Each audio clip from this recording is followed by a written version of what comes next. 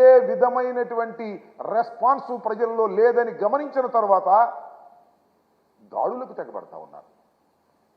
ఎంత దురదృష్టం అంటే నిన్న గుంటూరులో చిలకలూరిపేటలో గెలిచి రాష్ట్ర మంత్రివర్గంలో ఆరోగ్య శాఖ మంత్రిగా పనిచేస్తున్నటువంటి విడుదల రజనీ గారు ఆమెను గుంటూరుకి ఇన్ఛార్జిగా నియమిస్తే గుంటూరులో 1వ తారీఖు నుంచి ఆమె ఒక ఆఫీసుని, పార్టీ ఆఫీసుని ఓపెన్ చేసుకోవడానికి సర్వం సిద్ధం చేసుకుంటే రాత్రి 12 గంటల సమయంలో 12-1 గంట మధ్యలో దాడి చేశారు. దాడి చేసి ఆఫీసును ధ్వంసం చేయడానికి ప్రయత్నం చేశారు. ఆఫీసు మీద రాళ్లు వేశారు, బ్యానర్లు చించి వేశారు. స్పాట్లో పోలీసులు వచ్చి ఒక గుంపును పట్టుకున్నారు. ఆ గుంపు ఎవరై అంటే అందరూ తెలుగుదేశం వాళ్ళే. తెలుగుదేశం వాళ్ళు ప్రీ ప్లాన్డ్గా రజనీ గారి ఆఫీసు మీద దాడి చేసి హింసను సృష్టించాలని, అరాచకాన్ని సృష్టించాలని ప్రయత్నం చేయటం చాలా దురదృష్టకరమని మనవి చేస్తున్నాను. ఒక బీసీ మహిళ ఆమె అక్కడికి వచ్చి ఆఫీస్ ఓపెన్ చేస్తుంటే ఎందుకు మీకు కలుపుమంటుంటున్నా? దమ్ముంటే గెలవండి అంటున్నా. దమ్ముంటే పోటీ చేసి ఆమెను ఓడించేటటువంటి పరిస్థితి ఉంటే ఓడించాలి, అంతే తప్ప ఓడించలేమని తెలుసుకొని ఆమె మీద, ఆమె ఆఫీసు మీద దాడులు చేసేటటువంటి కార్యక్రమం చేస్తున్నారు. ఒక ఉగ్రవాదులుగా తయారయ్యారు, ఒక హింసావాదులుగా తయారయ్యారు, ఒక అరాచకవాదులుగా తయారయ్యారు.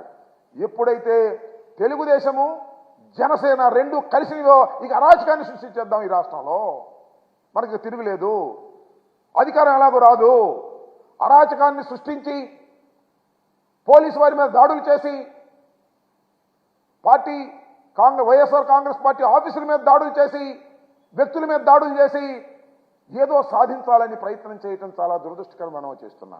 ఇదే సందర్భంలో మరొకటి గుర్తు చేయాలి. ఖమ్మం నేను మ్యారేజ్కి వెళ్తే, ఒక వివాహానికి వెళ్తే ఖమ్మంలో నా మీద దాడి చేయడానికి ప్రయత్నించారు తెలుగుదేశం వాళ్ళు. ఒకే వర్గానికి చెందిన వారు దాడి చేసి నన్ను అల్లరిపాలు చేయాలనేటువంటి ప్రయత్నం చేశారు. ఈ విధంగా ఎక్కడ పడితే అక్కడ దాడులు చేయాలి. మాకు తెలుగుదేశానికి జనసేన కలిసి వచ్చింది. రెండు అరాచక శక్తుల కలయిక వల్ల ఈ రాష్ట్రం సర్వనాశనం అయ్యేటటువంటి పరిస్థితికి తీసుకొస్తున్నటువంటి పరిస్థితులు కనిపిస్తున్నాయని మనం చేస్తున్నాం. పిచ్చెక్కిపోతున్నారు. దుప్పదగా జనసేన అధ్యక్షుడు ఇలా లైవ్లో చెప్పు తీస్తాడు. ఏమిటి కర్మ నాకు అర్థం కాల. ఎంత అరాచకం ఇది! ఒక పార్టీ అధ్యక్షుడు తాను ముఖ్యమంత్రి కాలేడని, కాకూడదని ఆయన అనుకోవచ్చు, కానీ కొంతమంది అమాయకులు ఆయన ముఖ్యమంత్రి అవుతాడని అనుకుంటున్నటువంటి సందర్భం. జనసేన పార్టీ అధ్యక్షుడు 2 చోట్ల నిలబడి ఓడిపోయాడు, అది వేరే అంశం.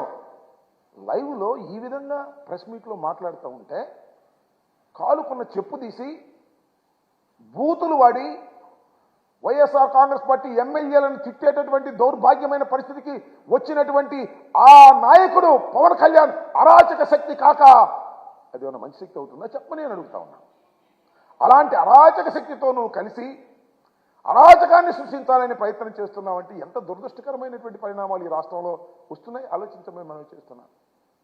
చంద్రబాబు నాయుడు గారు ఆ వయసులో పోలీసుల మీదకి జనాన్ని రెచ్చగొట్టాలనేటువంటి ప్రయత్నం చేస్తాడు. తరమండి పోలీసులను అంటాడు, కొట్టండి పోలీసులను అంటాడు. ఏమిటి దౌర్భాగ్యం? ఏమిటి ఇది అరాచకం? ఎందుకు ఈ ఫ్రస్ట్రేషన్?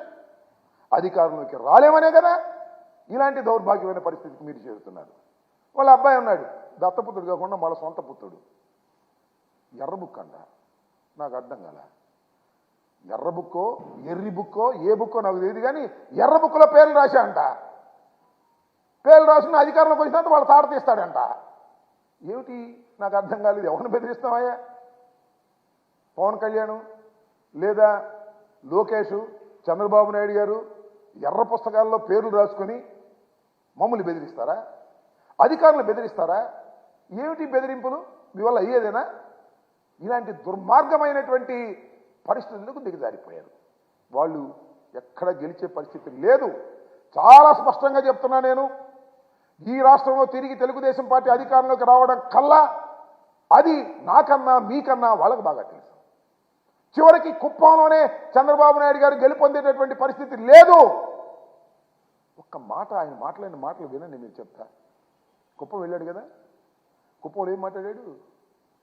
నన్ను మళ్ళా ఎన్నుకుంటే కుప్పాన్ని ప్రపంచానికి అనుసంధానం చేస్తాడంట, కుప్పంలో ఎయిర్పోర్ట్ పెట్టి కూరగాయలు ఎగుమతి చేస్తాడంట, కుప్పంలో అక్కడ కూర్చునే పనిచేసే విధంగా దేశం మొత్తం ప్రపంచం మొత్తం పనిచేసే విధంగా అక్కడ ఉన్నటువంటి వారికి ఉద్యోగ అవకాశాలు కల్పిస్తాడట.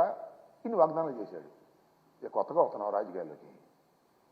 కొత్తగా ఏమైనా కుప్పంలో నిలబడుతున్నావా? కొత్తగా మళ్ళీ ముఖ్యమంత్రి కావాలన్న ప్రయత్నం చేస్తున్నావా? 14 సంవత్సరాలు ముఖ్యమంత్రిగా ఉన్నావే, ఎన్ని సంవత్సరాలు నువ్వు రిప్రజెంట్ చేసావు కుప్పానికి? ఏం చేసావని అడుగుతా ఉన్నా. అప్పుడు చెయ్యని వాడివి ఇప్పుడు చేస్తావంటే నమ్మడానికి కుప్పం ప్రజలు ఏమన్నా అమాయకులా అని అడుగుతా ఉన్నా. ఇంత చిన్న విషయం అంటే, ఎంత హాస్యాస్పదమైన విషయం అంటే, చివరికి రెవెన్యూ డివిజన్ తీసుకురాలేకపోయావు నీ అధికారంలో ఉన్నప్పుడు.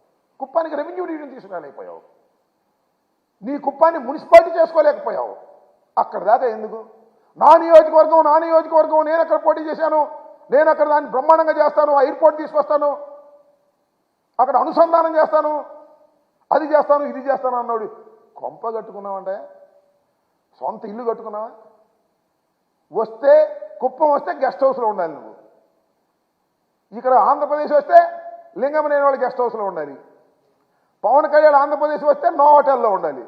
సొంత ఇల్లు లేనటువంటి వారు మీరు ఈ రాష్ట్రంలో, మీరు ఇవాళ ఈ రాష్ట్రాన్ని ఏదో చేస్తారు అంటే కుప్పం ప్రజలే కాదు ఏ ప్రజలు నమ్మనటువంటి పరిస్థితి ఉన్నది అనే విషయాన్ని మీరు గమనించండి. ఏదో ఒక విధంగా అరాచకం చేయాలి, ఏదో ఒక విధంగా దాడులు చేయాలి, దాడులు చేసి అల్లకల్లోలం చేసి రాష్ట్రాన్ని సర్వనాశనం చేయాలి అనేటువంటి ఆలోచనే ఈ కలయిక తప్ప ఇది రాష్ట్ర ప్రయోజనాల కోసం కలిసినటువంటి కలయిక కాదనే వాస్తవాన్ని ప్రజలు గమనించాలి, ఓటరు మహాశయులు గమనించాలి, మేధావులు గమనించాలి అని ఈ సందర్భంగా నేను మనవి చేస్తున్నాను. ఎంత దుర్మార్గమైనటువంటి ఆలోచనలు చేసి వాళ్ళ చంద్రబాబు నాయుడు గారు, పవన్ కళ్యాణ్ గారు, లోకేష్ గారు అరాచకాలు సృష్టించేటువంటి కార్యక్రమాలు మీరు చేస్తున్నారు. నేను మనవి చేస్తున్నా. ఇవాళ ఏదో మా శాసనసభ్యురాలు, మా మంత్రివర్యులు, బీసీ కులానికి చెందినటువంటి ఒక మహిళ ఆఫీసు మీద మీరు దాడి చేశారే, చట్టం ఊరుకుంటుందా? ఉక్కు పాదంతో అణిచివేస్తాను జాగ్రత్త అని మనవి చేస్తున్నా. అరాచక శక్తులకు ఈ రాష్ట్రంలో తావులేదని మనవి చేస్తున్నా. ఉక్కు పాదంతో అణిచివేస్తాం, మళ్ళా అరెస్టులు చేస్తారు చట్ట ప్రకారం, వారికి తగిన శిక్షలు వేసే విధంగా ప్రయత్నం చేస్తాం. దేనికి భయపడే ప్రశ్నే లేదు. ఈ రాష్ట్రంలో లా అండ్ ఆర్డర్ను కాపాడటానికి వైఎస్ఆర్ కాంగ్రెస్ పార్టీ సిద్ధంగా ఉంది.